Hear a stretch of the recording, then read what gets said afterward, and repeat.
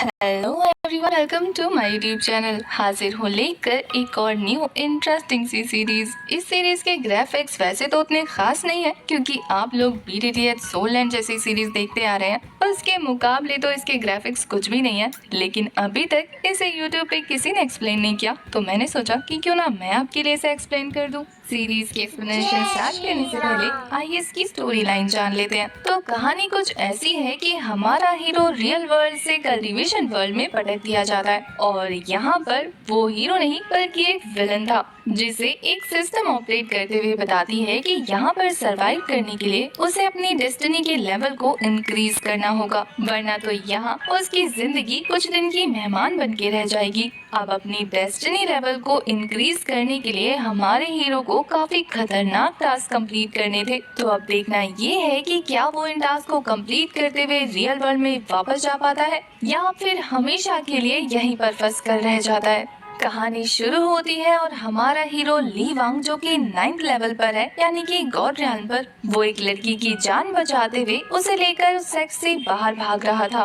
पर उस सेक्ट के लोग अपने सेक्ट की फीमेल डिसाइबल को बचाने के लिए उसे चारों तरफ से घेर लेते हैं और वहाँ का फेमस स्टूडेंट और उस लड़की का इकलौता लवर सोंग बाइली आकर हमारे ली वांग का रास्ता रोक लेता है। उसे तो लग रहा था कि ली वांग अपनी पावर का धौंस दिखाते हुए इस लड़की को यहाँ से अगवा करके ले जा रहा है। ली वांग चाहता तो था कि वो उसकी ये गलतफहमी दूर कर दे, पर तभी इनर वर्ल्ड में उसकी सोल के सामने एक सिस्टम अपीयर हो जाता है जो ली वांग से कह रहा था कि अब तुम्हारा सिस्टम अपग्रेड होने वाला है, इसलिए अगर जान बचाना चाहते हो तो हिलना मत, वरना तुम्हारी सोल डिस्ट्रॉय हो जाएगी। ये सुनकर तो ली वांग के पैरों तले जमीन खिसक जाती है क्योंकि उसे जरा सा भी मूव खेल खत्म होने वाला है। वहीं सोंग बाइली एक काफी खतरनाक पावरफुल स्लैश लगा चुका था उसके ऊपर, पर इससे पहले कि ये अटैक ली वांग को हिट होता, वहाँ पर उसका सबऑर्डिनेट स्वान आ जाता है, जो कि कल्टीवेशन में अगेन सोंग बाइली से काफी ज्यादा बड़ा था। ली वांग हमें इस कल्टीवेशन वर्ल्ड के बारे में बताता है कि यहाँ के पावरफुल लोग इतने ज्यादा डोमिनेटिंग हैं कि वो अपने से लोअर कल्टीवेशन के लोगों को काफी ज्यादा बुली करते हैं। पर एक प्रोटेक्ट ब्लॉक से ये चीज काफी ज्यादा क्या तुम्हें सच में मुझसे फाइट करनी है? ली वांग का ये जवाब सुनने के बाद ये सोचकर कि मैं भी क्लियर हो जाती है और उस बंदे का अटैक ली वांग को नहीं लगता, बल्कि वो काफी इजीली उसे डिस्ट्रॉय करके अपनी पावर सबको शो करने लगता है। उसकी गॉड रियान की पावर देखने के बाद तो सभी लोग काफी ज्यादा शॉक हो जाते हैं क्योंकि इतनी ज्यादा हाई लेवल की कल्टीवेशन तो उनके सेक्ट के एल्डर की भी नहीं है। अब उन्हें डर लगने लगता है कि कहीं ली वांग उन सभी को जान से न मार दे। पर तभी सोंग बाइली सबको हिम्मत देते हुए कहता है कि मैं हूँ ना, ये चोट तुम्हारा कुछ नहीं बिगाड़ सकता। दूसरी तरफ सिस्टम हमारे ली वांग को एक प्राइज देने वाली थी क्योंकि जानवर बनने के बाद भी वो जिसे भी फाइट में हराएगा उसकी डेस्टिनी ली वांग की हो जाएगी। ये सुनकर तो ली वांग काफी ज्यादा खुश हो गया था और वो क्योंकि सभी के सामने इस अटैक से हिट होकर मुंह के बल गिर जाता है और सिस्टम ली वांग को बताती है कि मेल लीड की सभी के सामने बेइज्जती करने पर उसे 20 डेस्टिनी मिल गई है। वहीं दूसरी तरफ अपनी बेइज्जती से सोंग बाइली का गुस्सा 7वें आसमान पर पहुंच जाता है और फिर वो अपनी सारी पावर इकट्ठी करते हुए ली वांग पर काफी खतरनाक अटैक कर रहा था। वहीं उसके अपोजिट में ली वांग सिर्फ अपनी एक फिंगर का यूज करते हुए उसके इस खतरनाक अटैक को ब्लॉक कर लेता है, जिससे वहाँ मौजूद रिवर का पानी काफी तेजी से उछल चुका था। सोंग बाइली अपनी जी जान से कोशिश कर रहा था कि वो इस अटैक से ली वांग को हिट कर दे, पर वहीं दूसरी तरफ ली वांग अपने फिंगर को जरा सा पुश करते ही सोंग बाइली को काफी दूर पटक देता है। अब इस तरीके का एम्बैरेसिंग अटैक खाने की वजह से उसके 50 डेस्टिनी पॉइंट्स माइनस हो जाते हैं और ये 50 डेस्टिनी पॉइंट्स हमारे ली वांग को मिल जाते हैं, जिससे वो तो काफी ज्यादा खुश था। वहीं दूसरी तरफ सोंग बाइली ली वांग से काफी नाराज था। वो कहता है कि जो रेपुटेशन मैंने 3 सालों में बड़ी मेहनत से हासिल की, तुमने एक झटके में मेरे लोगों के सामने मुझे एम्बैरेस कर दिया। इसका बदला तुम्हें चुकाना होगा। मैं वापस आऊंगा और तुम्हें जान देकर इस चीज की कीमत चुकानी होगी। ली वांग अब तक काफी ज्यादा कॉन्फिडेंट हो चुका था, इसलिए वो सोंग बाइली के पास पहुंचकर कहता है कि कुछ दिनों बाद क्यों, तुम्हें जान से अभी मार देते हैं। और ये बोलकर वो जैसे ही उसे मारने वाला था, सिस्टम उसे वार्निंग का साइन दिखाने लगती है। तेजी से वहाँ का मौसम चेंज होने लगा था। सिस्टम ली वांग को बताती है कि अभी भी सोंग वाइली की डेस्टिनी उससे काफी ज्यादा है, इसलिए वो अभी सोंग वाइली को नहीं मार सकता। और अगर उसने ऐसा किया, अपनी पावर का यूज करके सोंग वाइली को मार दिया, तो गॉड उसे पनिश करेंगे। उसने अभी भी सोंग वाइली को छोड़ा नहीं था और हेवन से रिवोल्यूशन अटैक होने ही वाला था। उसे ना चाहते हुए भी सोंग वाइली को छोड़ना पड़ता है, ये सोचकर कि आखिर इतना घटिया रूल कौन बनाता है। ली वांग को पता था कि एक हीरो होने की वजह से अगर वो सोंग वाइली को अभी छोड़ देगा तो वो कल को आकर उसे जान से मार सकता है। सिस्टम तो इस चीज का रास्ता ढूंढने के लिए उसके ऊपर काफी सारे बुक बरसा देती है कि इन्हें पढ़ो और रास्ता खुद ढूंढ लो। साथ ही वो ये भी अश्योर कराती है कि एक बार बस तुम सोंग वाइली की सारी डेस्टिनी को अपने ऊपर ले लो, जैसे ही उसकी डेस्टिनी तुमसे कम होगी तुम उसे जान से मार देना। वो सिस्टम की बात मानते हुए रुक जाता है कि ठीक है। उस दिन का इंतजार भी नाम की उस लड़की को देखकर सोच रहा था कि मुझे तो एक लड़की की डेस्टिनी चेक करने का टाइम ही नहीं मिला। उसकी डेस्टिनी देखने पर उसे पता लग जाता है कि इस लड़की की डेस्टिनी भी काफी ज्यादा हाई है, इसका मतलब ये हीरोइन है।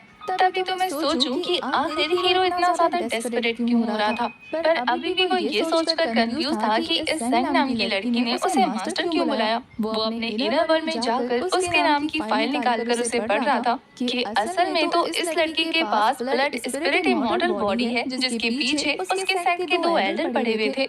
वहीं ज़ेंग सभी को बताती है कि सभी लोग इस पर्सन को मिसअंडरस्टैंड कर रहे हैं। असल में तो ली वांग ने उसकी जान बचाई थी, क्योंकि उसके सेक्ट के एल्डर उसे जान से मारना चाहते थे, पर ली वांग तो अपनी जान पे खेलकर उसे प्रोटेक्ट कर रहा था। वहाँ मौजूद सभी लोग ज़ेंग के मुंह से ये बात सुनकर हैरान थे कि उनके सेक्ट के एल्डर इसे हर्ट करना चाहते थे। ज़ेंग जैसे ही उस बैरियर से बाहर आती है, वो लड़खड़ा कर गिरने वाली थी, तो ली वांग उसे होल्ड कर लेता है। और ये देखकर तो वहाँ का हीरो सोंग वाइली काफी बुरी तरीके से जेलस था। सिस्टम ली वांग को बताती है कि हीरो के जेलस होने की वजह से अब उसे 5 डेस्टिनी पॉइंट्स और मिल गए हैं। वहीं ज़ेंग तो उससे माफी मांगने लगती है, उसके साथ अब तक जो भी हरकत हुई थी उसके लिए। ली वांग भी उसे ऐसा करने से मना कर देता है और उन दोनों की क्लोजनेस देखकर तो सोंग वाइली का दिल जल रहा था और वो इतना ज्यादा डिसअपॉइंट हो चुका था कि उसकी डेस्टिनी में से 50 पॉइंट्स कट जाते हैं। ये देखकर तो ली वांग को पता लग गया था कि वो इस लड़की का यूज करते हुए सोंग वाइली से उसकी सारी डेस्टिनी हासिल कर सकता है। इसलिए ज़ेंग जब सोंग वाइली को समझा रही थी कि ली वांग गलत नहीं है, तो ली वांग उसे चुप कराते हुए कहता है कि अभी जो कुछ भी हुआ वो मैं तुम्हारी वजह से माफ करता हूँ।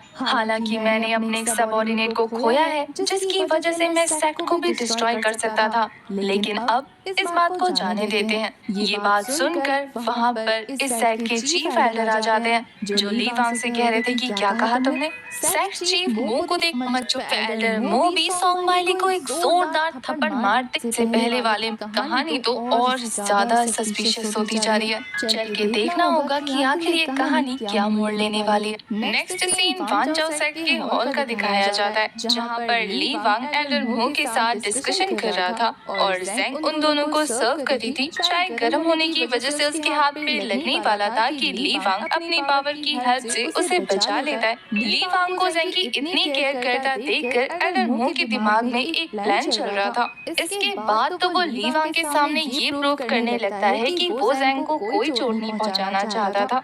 असल में तो ज़ेंग उसके यहाँ की सबसे अच्छी डिसाइपल है और चीफ एल्डर मो उसे काफी ज्यादा मानता है। जब ली वांग को गलतफहमी हुई कि एल्डर मो ज़ेंग को परेशान कर रहे हैं, तो असल में सीन कुछ भी ऐसा नहीं था। ज़ेंग ने गलती कर दी थी और एल्डर मो बस उसे समझा रहे थे। ली वांग कहाँ इस बात पे यकीन करने लगता है। वो अपने मन में सोच रहा था कि क्या मैं इसे इतना बेवकूफ नजर आता हूँ। तभी एल्डर मो अचानक से ही ली वांग को कहते हैं कि अगर तुम्हें लगता है कि ज़ेंग मेरे यहाँ सेफ नहीं है, तो तुम इसे अपने साथ ले जा सकते हो।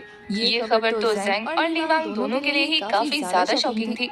ली वांग को पता था कि एल्डर मो ऐसे तो इस लड़की को से नहीं देंगे, इसलिए वो धीरे धीरे एल्डर मो से अंदर की बात पता लगा रहा था और थोड़ी ही देर में एल्डर मो एक्सेप्ट भी कर लेते हैं कि उन्हें ली वांग से एक फेवर चाहिए। असल में उनके सेक्ट ने एक ऐसा डीमन लैंड ढूंढ के निकाला है जहाँ पर 10 डायमेंशनल डीमन फ्लैग मौजूद है, वो भी स्वॉर्ड फॉर्म में। और जो कोई भी एल्डर उस स्वॉर्ड को हासिल करने जाता है, डीमन की पावर उस पर हावी हो जाती है और फिर वो बंदा वापस आकर अपने ही सेक्ट के एल्डर्स को एक एक करके मारने लगता है। एल्डर मो उसी 10 डायमेंशनल डीमन फ्लैग के बारे में बताते हुए कह रहे थे कि मैं भी उसे ट्राई करने गया था, इसलिए तो मैं जैंग को इतनी चोट पहुंचाने लगा, जबकि मेरा ऐसा कोई इरादा नहीं था। ली वांग समझ जाता है कि असल में तो ये बुढ़ा चाहता है कि ली वांग उस डीमन स्वॉर्ड को कंट्रोल करे, इसलिए तो वो इसे इतना ज्यादा मक्खन मार रहा है। पर वहीं ली वांग को ये भी पता था कि जैंग उसके लिए कितनी ज्यादा इम्पोर्टेंट है। उसके हिसाब से तो कहानी के प्लॉट के अकॉर्डिंग हीरो को आकर सेक्ट को बचाना था, पर फिर ली वांग ये सोचकर राजी हो जाता है कि उसकी डेस्टिनी उसे मिल जाएगी। इसलिए वो एल्डर मो से कहता है कि अब जब आपके सेक्ट के ऊपर इतनी बड़ी प्रॉब्लम आ गई है तो मैं इसे नजरअंदाज करके वापस कैसे जा सकता हूँ। मैं आपकी मदद जरूर करूंगा। और रहा सवाल जैंग का, तो जैंग एक इंडिपेंडेंट लड़की है जो कि ये खुद बता सकती है कि उसे किसके साथ रहना है। इसलिए वो जैंग से पूछता है कि तुम बताओ तुम्हें किसके साथ जाना है, तुम जिसे चूज करोगी मैं तुम्हें उसके हवाले कर दूंगा। ली वांग का ये कहना जैंग को काफी ज्यादा अपनापन फील कराता है। उसे लगता है कि कोई तो है जो उसकी फीलिंग्स की भी कदर कर रहा है। उसके खुश होते ही यहाँ पर ली वांग की डेस्टिनी वैल्यू इंक्रीज हो जाती है। यहाँ तक कि सिस्टम उसे नया ऑप्शन भी दे देती है कि वो जैंग की डेस्टिनी को खुद के साथ शेयर कर सकता है। जैसे जैसे जैंग की फीलिंग ली वांग के लिए बढ़ती जाएगी वैसे वैसे उसकी डेस्टिनी शेयरिंग भी बढ़ती जाएगी। ये सुनकर तो ली वांग और भी ज्यादा खुश हो जाता है। वो तो सोच रहा था कि ये तो कितना आसान है, बस उसे जैंग के क्लोज जाना है और उससे प्यार करवाना है। साथ ही जैंग जितना ली वांग के क्लोज जाएगी उतना ही सोंग बाइली से दूर होगी, यानी कि उसकी डेस्टिनी भी ली वांग को मिल जाएगी। अब ये सुनकर तो वो और ज्यादा खुश हो जाता है। इसके बाद एल्डर गार्ड को बुलाकर ली वांग को उसके साथ हॉल भेज देते हैं ताकि वो रेस्ट कर सके। वहीं वो खुद जैंग के साथ पर्सनली बात करना चाहता था, पर जैंग का रिएक्शन देखकर ली वांग समझ जाता है कि ये एल्डर सिर्फ बात तो नहीं करना चाहता, पक्का इस एल्डर के इरादे कुछ ठीक नहीं लग रहे। उसका मन नहीं करता कि इनके मामले में ज्यादा टांग अड़ाए, इसलिए वो चुपचाप अपने रूम में चला जाता है। जहाँ जाने के बाद सिस्टम उसे बता रही थी कि उसने एक दिन अपने रोल को काफी अच्छे से निभाया, जिसके तौर पर उसे इनाम दिया जाएगा। इनाम के तौर पर उसके सामने 3 ऑप्शन आ जाते हैं, जिन्हें पढ़कर वो कहता है कि 2 को तो मैं टाइटल से बता सकता हूँ कि वो क्या है, लेकिन तीसरे वाले को लेकर मैं श्योर नहीं हूँ। तो सिस्टम उसे बताती है कि बॉडी इम्प्रूवमेंट में तुम्हें तुम्हारी